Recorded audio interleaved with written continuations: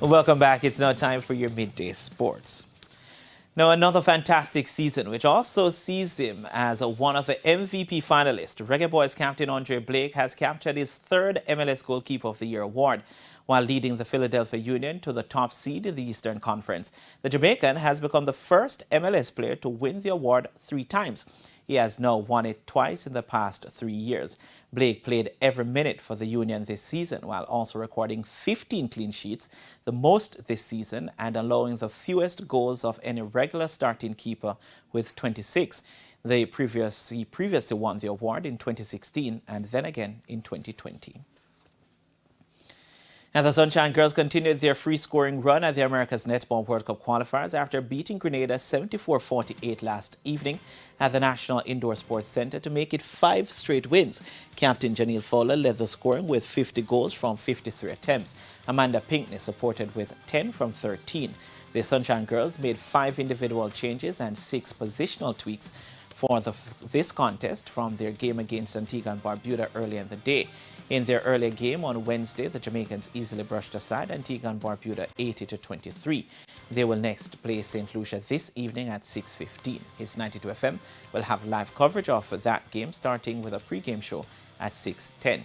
In other games last evening, Trinidad and Tobago recorded their second victory on the day, beating the United States 43-27 to assume sole leadership once again on 12 points. Barbados also had a double success after completing a 57-36 victory over St. Vincent and the Grenadines. The Cayman Islands got by Antigua and Barbuda 47-42 to score their first win of the tournament. Now to cricket, 2014 champions Sri Lanka advanced to the Super 12 stage of the ICC T20 World Cup following their 16-run win over the Netherlands from Group A in Geelong last evening. Batting first, the Sri Lankans posted 162 for 6 with 79 from Kusal Mendes and 31 from Charith Asalanga. Despite 71 not out from Max Daud, the Netherlands were restricted to 146 for 9. Wanindu Hasaranga, 3 for 28, and Mahesh Tikshana, 2 for 32, did the damage for Sri Lanka. The Dutch still qualified to the next round after UAE's 7-run win over Namibia. Namibia, chasing 149 for victory, faltered at 141 for 8.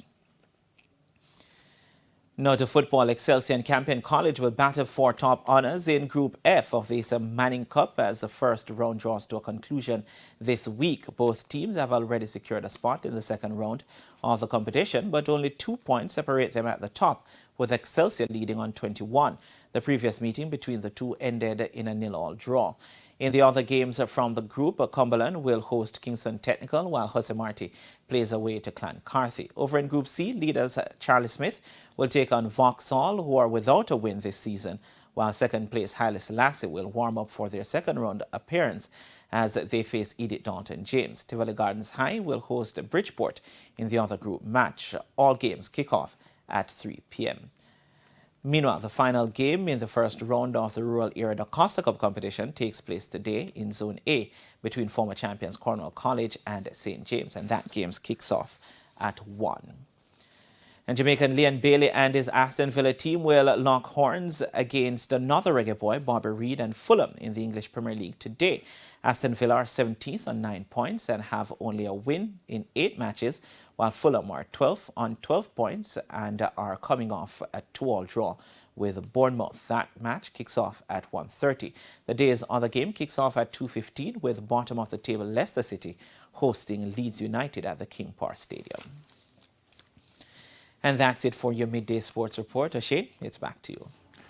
Thanks, Renardo. And just before we go, though, the Sunshine Girls seem to be on form in this World Cup World Cup qualifier. Yeah, as expected. And if you think back, a lot of these ladies didn't take part in the Commonwealth Games where we won silver.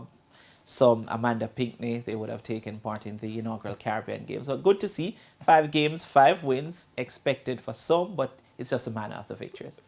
And finally, though, Renardo, we look to cricket, West Indies versus Ireland today. Big match. You remember in the ODI series between West Indies and Ireland, I think earlier this year at Sabina Park, we lost that series 2-1. It's now T20 cricket. The West Indies, they look out of sorts, but must-win game, the last game against Zimbabwe. They won it, fingers, toes, everything crossed for the game against Ireland. All right, then, thanks, Ronaldo. And that's the Midday News. I'm Shane Masters. Join us at 7 for Primetime News. On behalf of the news, sports, and production teams, have a good afternoon.